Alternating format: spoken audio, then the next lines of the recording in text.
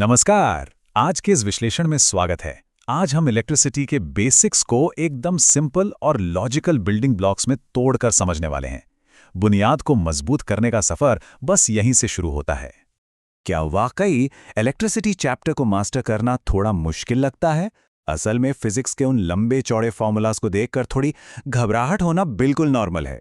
लेकिन अगर हर एक कॉन्सेप्ट को स्टेप बाय स्टेप डिकोड किया जाए ना, तो डर बिल्कुल गायब हो जाता है। आज हमारी अप्रोच बिल्कुल यही होने वाली है। तो चलिए इस रोड मैप पर एक नजर डालते हैं। हम 4 मेन हिस्सों पर फोकस करेंगे। पहले करंट और वोल्टेज के बेसिक्स, फिर ओम्स लॉ और रेजिस्टेंस, उसके बाद सीरीज वर्सेस पैरेलल कनेक्शंस और आखिर में इलेक्ट्रिक पावर। ये सफर एनर्जी के बेसिक फ्लो से लेकर रियल वर्ल्ड पावर आउटपुट तक जाएगा। शुरू करते हैं हमारे पहले सेक्शन से, करंट और वोल्टेज के बेसिक्स। ये किसी भी इलेक्ट्रिकल सिस्टम के सबसे जरूरी हिस्से हैं। सबसे पहले बात करते हैं इलेक्ट्रिक करंट की। असल में किसी कंडक्टर के अंदर इलेक्ट्रिक चार्ज के बहने को ही करंट कहते हैं। इसे आई सिंबल से दर्शाते हैं और इसकी एसआई यूनिट एम्पियर होती है। इसे बिल्कुल एक बिजी हाईवे की तरह सोचिए।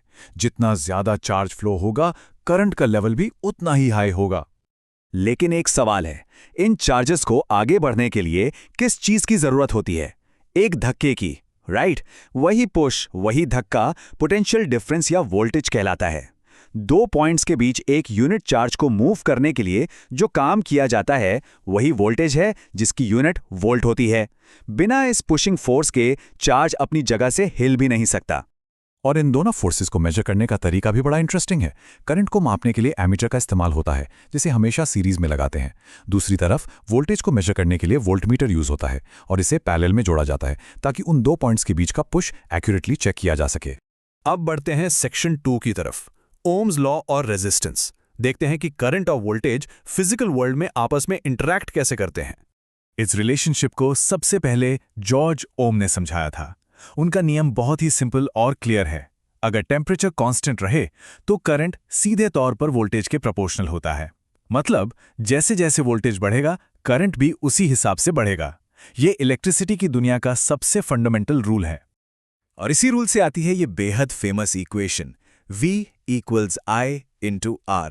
यहाँ V वोल्टेज है, I करंट है, और यहीं से एंट्री होती है एक नए कॉन्सेप्ट की, जो है R यानी रेजिस्टेंस। इस एक फॉर्मूला पर पूरा इलेक्ट्रिसिटी का फ्रेमवर्क टिका हुआ है।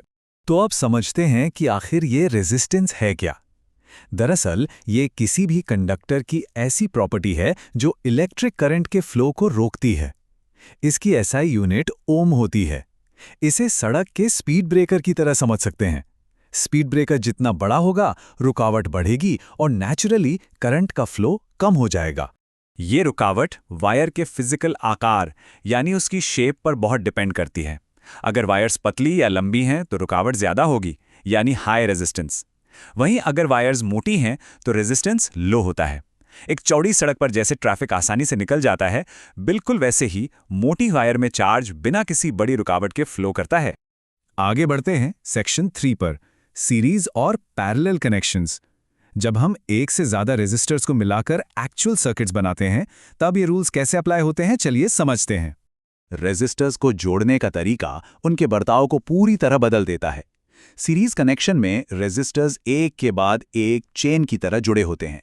क्योंकि करंट के पास आगे बढ़ने का एक ही रास्ता होता है, इसलिए टोटल रेजिस्टेंस बढ़ जाता है। लेकिन पैरेलल कनेक्शन में कहानी अलग है। यहाँ करंट के पास बहने के अलग अलग रास्ते होते हैं। जैसे किसी सुपरमार्केट में एक से ज्यादा बिलिंग काउंटर खुलने पर भीड़ जल्दी निकल जाती है, ठीक वैसे ही पैरेलल सर्किट्स में टोटल रेजिस्टेंस दरअसल कम हो जाता है। आखिर में आते हैं सेक्शन 4 पर, अंडरस्टैंडिंग इलेक्ट्रिक पावर। अब वक्त आ गया है कि इन थ्योरी वाले रूल्स को रियल वर्ल्ड की पावर आउटपुट से जोड़ा जाए। इलेक्ट्रिक पावर असल में ये मेजर करती है कि कोई भी इलेक्ट्रिकल सिस्टम किस रफ्तार से एनर्जी कंज्यूम कर रहा है। इसका फॉर्मूला है P = V × I और इसकी SI यूनिट वॉट होती है। ये बेसिकली इस बात का मीटर है कि किसी भी मोमेंट पर एनर्जी कितनी तेजी से खर्च हो रही है। और इसके एग्जाम्पल्स तो हर जगह हैं। लाइट बल्ब्स, सीलिंग फैंस या टेलीविजन्स। इन सभी अप्लायंसेस पर जो वॉट्स लिखा होता है ना, वो उनकी इलेक्ट्रिक पावर यूज करने की एग्जैक्ट रेट होती है। ये फिजिक्स की थ्योरेटिकल दुनिया का हमारी रोजमर्रा की जिंदगी के साथ सबसे डायरेक्ट कनेक्शन है। इस एक्सप्लेनर को खत्म करने से पहले एक बहुत ही दिलचस्प सवाल पर विचार करते हैं। किसी भी आम घर में सारे अप्लायंसेस आपस में पैरेलल में जुड़े होते हैं। अब जब पैरेलल सर्किट्स की वजह से ओवरऑल रेजिस्टेंस लगातार कम होता जाता है, तो सोचिए एक अकेला घर पावर ग्रिड से कितनी भारी मात्रा में सेफली बिजली ले सकता है। ये बिल्कुल ऐसी बात है जिसके बारे में अगली बार घर का मीटर चेक करते वक्त सोचना बेहद इंटरेस्टिंग होगा।